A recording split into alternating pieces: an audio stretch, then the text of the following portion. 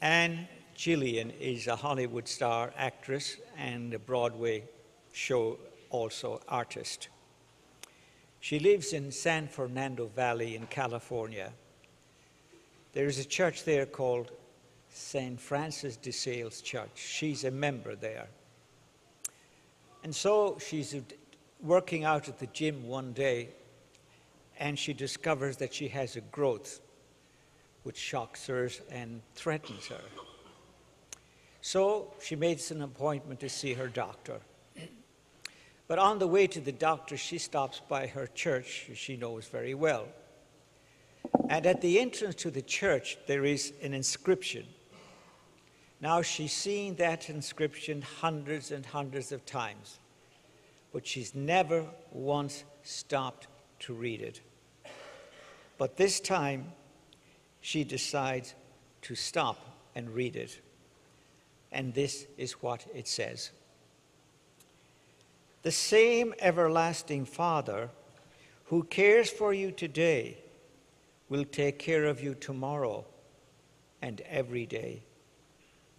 Either he will shield you from suffering, or he will give you unfailing strength to bear it. Be at peace then, and put aside all anxious thoughts and imaginations.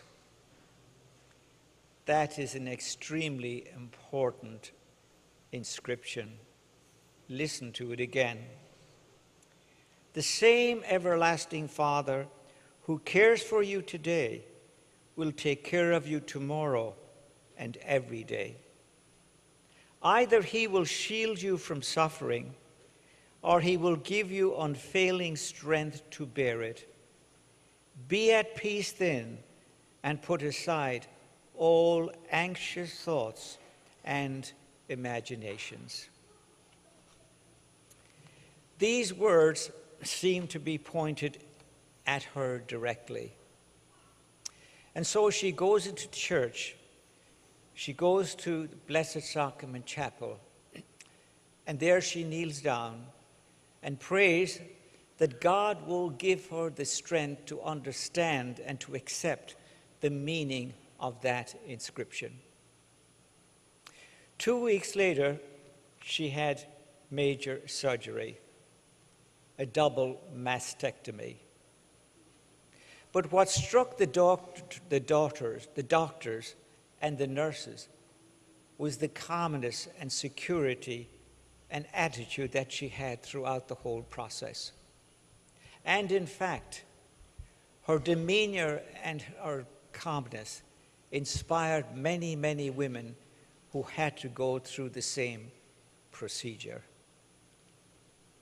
Do not worry about tomorrow. Many people worry about tomorrow, and sometimes tomorrow never comes. Sometimes people about the things of tomorrow, and usually they never happen. They never happen. And yet all that energy is spent on worrying about something that never happened. Richard Carlton, a psychologist, once said, "Don't sweat the small things. Don't sweat the small things." And he says, to be born is a big thing, is big stuff. To die is big stuff. But in between, all other things are small stuff. Well, I don't think he's right. I think that between the day we're born and the day we die, a lot of big stuff takes care and happens to all of us. A lot of big stuff. Every Saturday evening here, I celebrate Mass, and there's a couple there that comes. They're from St. Gregory's Parish. He is American, travels all over the world. His wife is from Sao Paulo, Brazil. She was here yesterday. He wasn't here. So she approached me after Mass, and I said, "Where is Al?" And she said, he's in hospital. And I said, where? North Hospital in Miami, I think she said. He went to the doctor during the week and they discovered that he had leukemia. Leukemia is big stuff. Yesterday, I was talking to my cousins in Ireland, my family. It was about one of my cousins, one of my favorite cousins. We went to school together, we grew up together. You know, in some families, in all of our families, we're closer to some cousins than we are to others. And that is the situation with these cousins of mine. And one of the family is particularly close to me. Because when I was in high school, I was a boarder. But every Christmas and Easter, I got home for vacation. Now, this woman, that time, 50 years ago, probably had the only dance band in Ireland. So I taught myself how to play the accordion. So when I was on vacation, I always played in the band. So we became very close. So now she's 84, and she will be dead in a couple of days. So I didn't sleep last night. And all the memories came back to me of going to school and what have you throughout the years. In a situation like that, it's very difficult not to worry. In fact, it's probably humanly impossible not to worry. And there are people here this morning who are in a similar situation, perhaps. Or maybe a family problem, it may be money, it might be a relationship, it might be a son or a daughter or going through difficult teenage problems. It may be illness. It may be a prognosis of a serious disease. All of these things which we all have to face in life. So this morning, in the gospel, Jesus tells us, don't worry about these things. And the first reading says something extremely important. Extremely important. Even if a mother should forget the child of her womb, I will never forget you.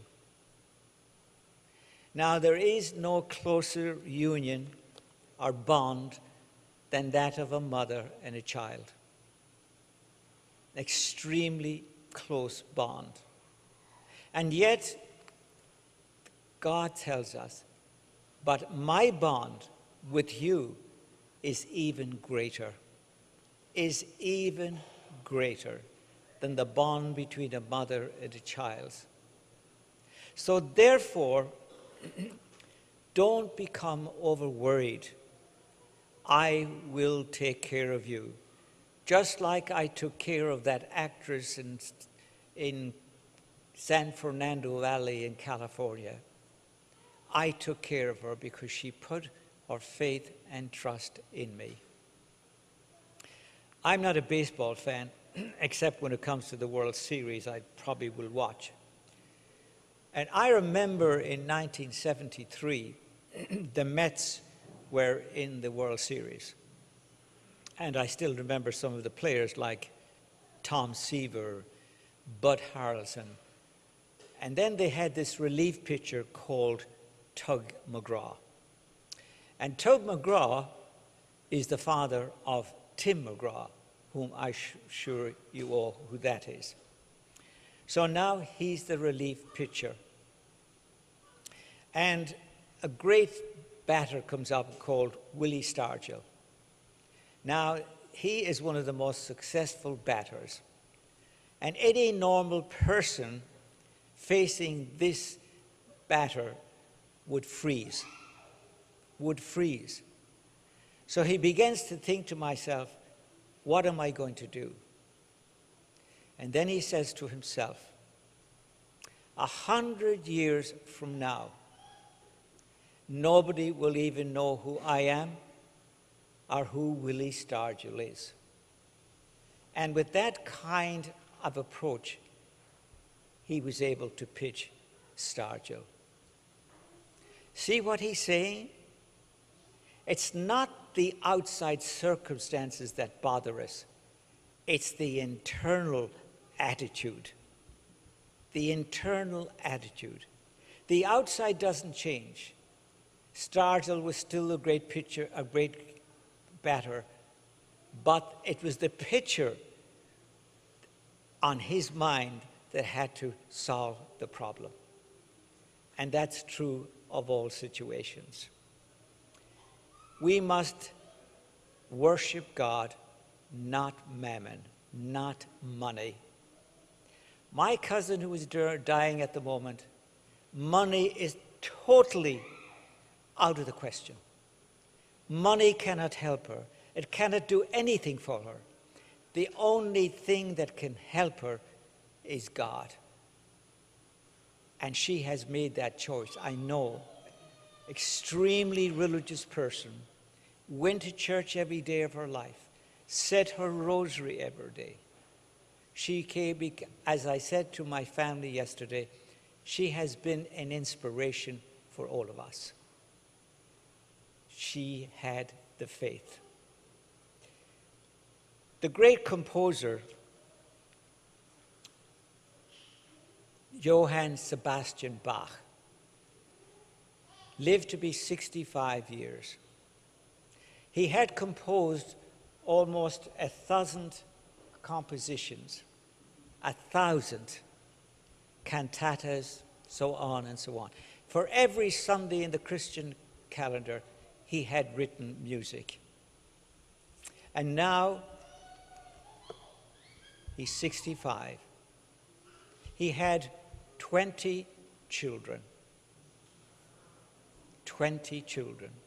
And yet he says that the primary purpose in his life, first his family, his 20 children. But above all, the most important thing in his life was God, his love of God. And when somebody asked him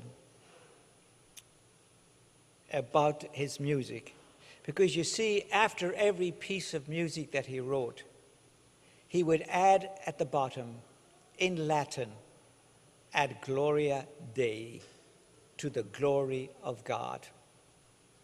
And when somebody asked him, why did he write music?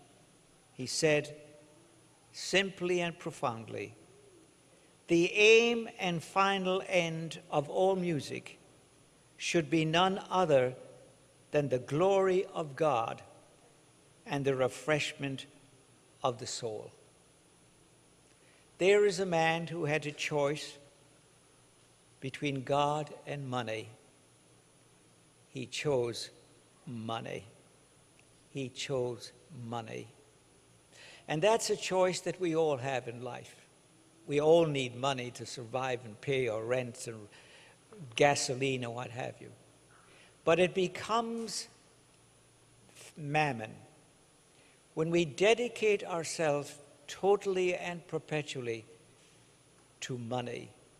Money becomes our God. And that, of course, leads to all kinds of problems. But for Johann Sebastian Bach, the love of God was the primary issue in his life. That's a wonderful example to all of us. And you know that inscription from the Church of St. Francis of the Sales? That inscription should be on the door of every refrigerator in our parish, so that every morning as we open that refrigerator, we see that inscription. And that inscription will help us to keep things in a healthy perspective about life. Don't worry about tomorrow. It's useless. it's a waste of energy, because tomorrow may never come. It may never come. And usually 90% of things we worry about tomorrow do not happen. Do not happen. And yet we have spent all that energy on something that never happens. So today's scriptures are terribly, terribly important, because we all face crises in our lives. And the crises vary from person to person. Sometimes for some people, a bad hair day is a crisis. That's true for some individuals. For others, they're more important things. But in every circumstance of life, we must do exactly what that wonderful actress did. She went to church, she went before the Blessed Sacrament, and asked God to give her the strength to accept that inscription and put it into practice in her daily life. She did that, and she had successful surgery. She's a wonderful example to all of us.